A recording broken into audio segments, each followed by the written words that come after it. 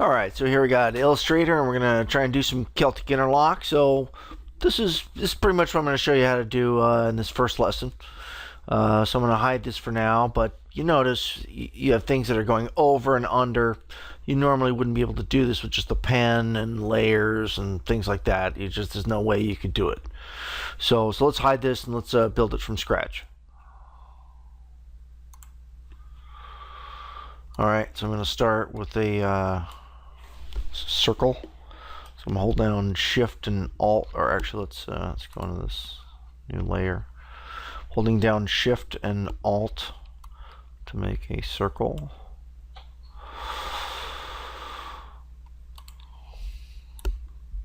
Let's crank up the line width a little bit.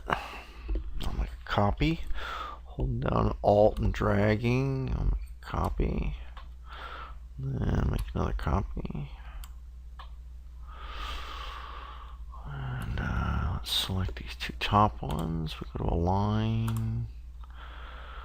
And then I think I want to move this one over a little bit. And I'm holding down Shift to just move it on its sort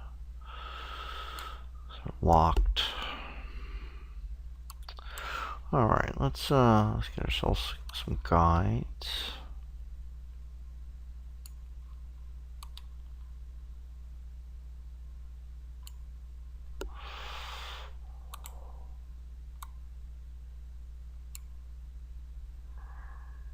Alright, that's looking pretty good. I think maybe just a smidge. Yep. Alright, I think all these guys could maybe be a little bit bigger. Alright, good enough. Alright, now we'll go to Object, Expand. So now instead of just a single path that is has a stroke on it, we have these outlines that have a fill with no stroke. So now I'm going to go and hit this default fill and stroke. So now we've got black outlines with white fills. So I'm going to crank up the fill, or the stroke a little bit to 6. But you still see we still don't have it properly interlocking, over under the way Celtic interlock has to go. Like here we have it going under twice, and it's just not doing it properly. So we're going to use the live paint tools. So first I'm going to use live paint bucket and just turn this into a live paint group. Then I'm going back and I'm using the live paint selection tool, not this one or this one, but the live paint selection tool. And now we'll go in and start changing some of the strokes on some of these smaller lines to change which is going above and below. And I'm zooming in. I'm using Control and space bar, and let's just start from the center here.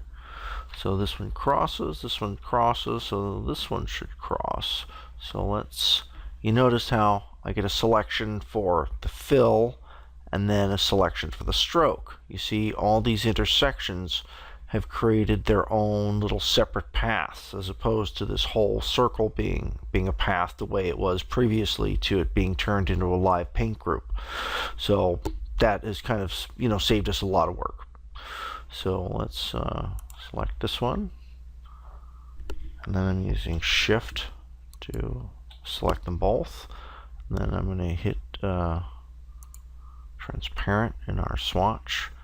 And let's select the other ones, the ones which were going under previously, and now we'll make them go over.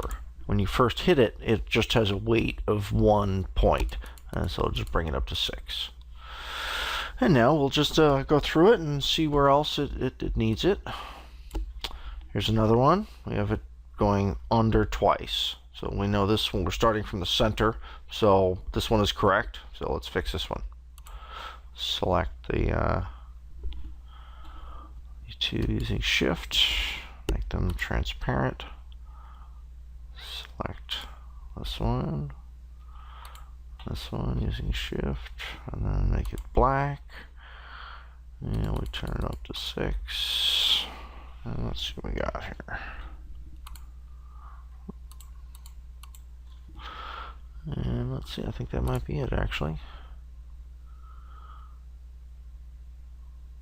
Yeah, I think that's it. Let's hide our guides and let's see what we have.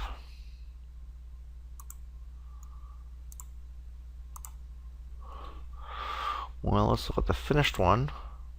Previous one. Pretty similar. Slightly different line width. Let's see if we can maybe put them together.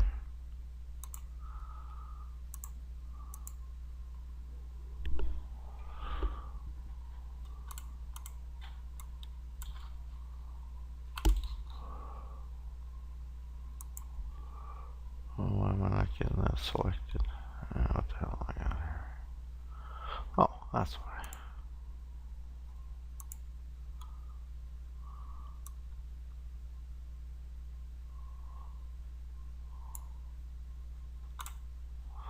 Very similar. But notice we're staying consistent with over, under. But keep in mind, this is about as simple as it gets with Celtic interlock.